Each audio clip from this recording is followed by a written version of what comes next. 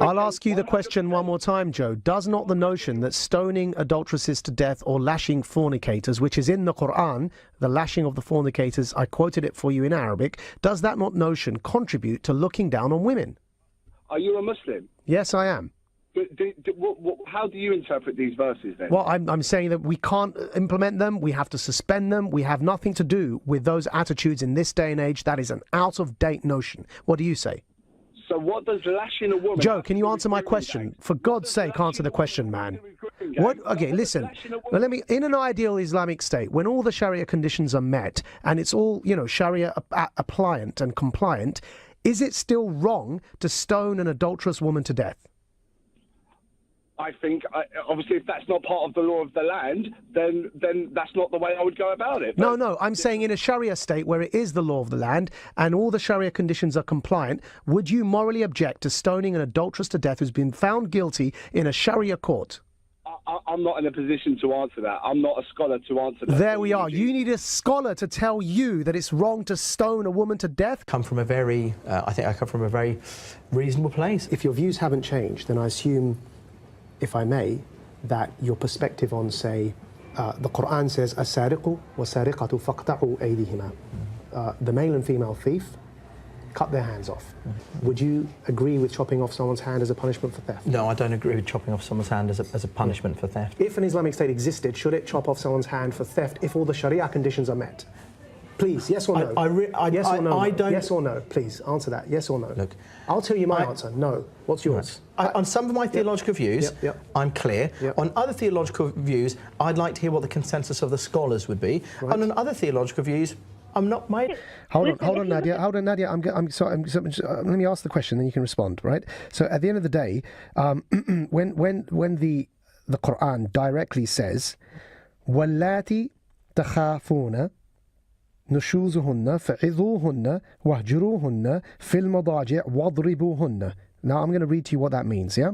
And that's from Surah An-Nisa, the 4th chapter, on the 34th passage. And it says, "And for those women whose disobedience you fear, first admonish them, then part ways with them, and if that doesn't work, beat them. Then if they obey you," it continues, "if they obey you, فَإِنْ أَطَعْنَكُمْ فَلَا تَبْغُوا عَلَيْنَا سَبِيلًا." If they obey you, right? It finishes off, "then do not seek a way against them. Surely Allah is high and great." What context could possibly justify that in today's modern age? Anybody with common sense would see that the first step you take, okay, if you have problems with a woman or your wife, whoever it is, the first step you take is to discuss with them, okay? Okay, that's the first step. But the passage goes on beyond that first step, doesn't it? So what about this third step? What idiot of a man is going to go back after he's separated from his wife and say, "I'm going to teach her a lesson because she's still disobeying me and I'm going to beat her"? So then why is the third step there? Why? Hang on a minute. If that's illogical for a man to do it, why did God prescribe it? Because God's given us steps, just like how he... So the third step, what do you think of that third step, Nadia, where it says beat them? What do you think of that?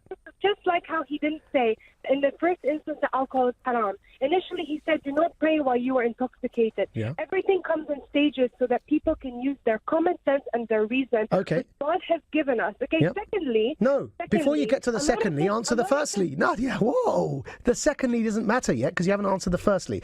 I agree with you, it's got 3 stages. So, what do you think of that third stage, where it says, فَضْرِبُوهُنَّ, beat them? What do you think of that? It's in the Quran. It's wrong, isn't it? There's a lot of hadiths to support ayahs in the Quran. If one was to go and look at that... I'm going to ask you for a 4th time. Is it wrong that the Quran says husbands can beat their wives? It depends which context you take it in. Okay, which context is it okay for a husband to beat their wife? Never, it's never okay. Well, you just said it depends which context it is. So it is wrong then, isn't it? It depends which context it's saying it, because each translation is different. Oh, no. You and I both know, because I read to you that passage in its full context. We both know it's in the context of a wife not obeying her husband. I'm asking you specifically, Nadia, what you think of this passage that allows men to beat their wives. Is it wrong? I'm saying it's wrong. Do you think it's wrong? Yes, it is wrong. Right, so... Of course it's wrong, and I told you it's wrong. But at the end of the day, majority of these people that are going around doing these extremely sick things... No, I'm not asking you if it's wrong to beat your wife. I'm asking you if that passage is wrong. In that Quranic passage that I read to you, I'm saying it's wrong, it must be abandoned. What do you think? I cannot agree with you. There we are. There's the problem. At the end of the day, I am the first person who will defend women's rights in Islam. Oh, wow. Not to say that what is mentioned about beating women is correct, but there are reasons why things have stages, because it should never get to that stage in the first place. But sometimes it's okay then. Secondly, this whole Wahhabi mentality of teaching people out of fear, teaching them women to be suppressed. Okay. Yeah, well, sorry, Nadia. You can't blame it on one sect. Wahhabism, sorry. You know, you're blaming it on one sect when even you couldn't condemn that passage. Would you like to live in a Sharia state? It depends where it is. I've been. You wouldn't like this country to become a Sharia state? I don't think it would. Would you like it to be? Obviously, I would like to live under Sharia. And in that, you would condone stoning of adulterers, for example? No, not necessarily. It's a far bigger issue, Jeremy, than this. You cannot just pick and choose bits and bobs of the Sharia. It's a very broad issue. The social strata, the circumstances have to be So what if the ideal Sharia for this to take conditions? What if place. the Sharia conditions for stoning were This met? has nothing to do with the education. Let's look at the education. No, but thing, that's which what's is being what this taught in the is all about. schools. So It's not being taught if in the Sharia schools. conditions for stoning the adulterer were It's met, not being taught in then is schools. that something in principle we should condone? It's not being taught in schools. If we cannot sit on Newsnight and openly say that in principle we don't condone the stoning of adulterers or the chopping of the hands if Sharia conditions are met anywhere in the world, then we've got a problem. Because I would condemn that in principle. This is not what we were here to You do, discuss. presumably, don't you? You do condemn the amputation of hands and the stoning to death. If it's not according to a due process of law in any situation, So if it's by due process, it's okay to stone people to death. death? The fact is that these things are not taught in schools. No, Ibrahim, sorry, I've worked in schools is for it okay 30 to years. stone people to death by due process? This thing is not taught in schools, right. and that's what we're here to discuss. I'm pleading with you for the sake of my son, who's 13, who's in a Muslim-only school that I have no choice over because I don't live with him. If his teacher is unable to condemn stoning in principle or chopping off the hand in principle, I worry for the future of my son. Please set an example as an educationist and come out and say that you stand for human rights and values, liberal values. You're right to worry, because these things should have no place in school because children don't understand these things. You know as well as I do. But you can't that condemn on national television. As well as I do that it's a very, very complex issue. It is not black and white. And it's what Crispin Blunt mentioned this morning, that when things are put into a black and white situation, those who are in the grey area could well be pushed towards the black area and the dark arts. This is something we have to... Even our religion, it says to respect the laws of other countries. Yeah, but if you were living in an ideal Islamic state with all what you would view as the perfect Islamic rule, still slavery isn't allowed in war. Because it's wrong, morally. No, I understand what you're saying, but I wouldn't. What do you think? Agree. I wouldn't completely agree with you on that because I don't know much about that field. I mean, well, no, even in Islam, you know, in terms of slavery, it's okay, but then there's limits of how you treat the slave. I mean, you can't be treating the slave like a minor, like an inferior person. You have to treat them equally. At the same time, in our scripture, it says this and it says that. Mustafa, come on. Dude, listen, the whole country and perhaps people around the world have just heard you say that as long as you treat your slaves equally, it's okay. Abbas, were the Taliban a terrorist organisation?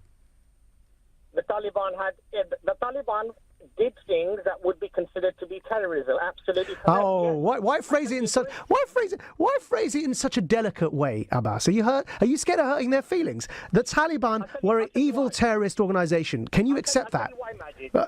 No, Abbas, are the Taliban an evil terrorist organisation? Answer the question. Yeah, please do. Please do, without being delicate about it. Please just tell us what you think. Yeah, I'll tell you exactly what I think.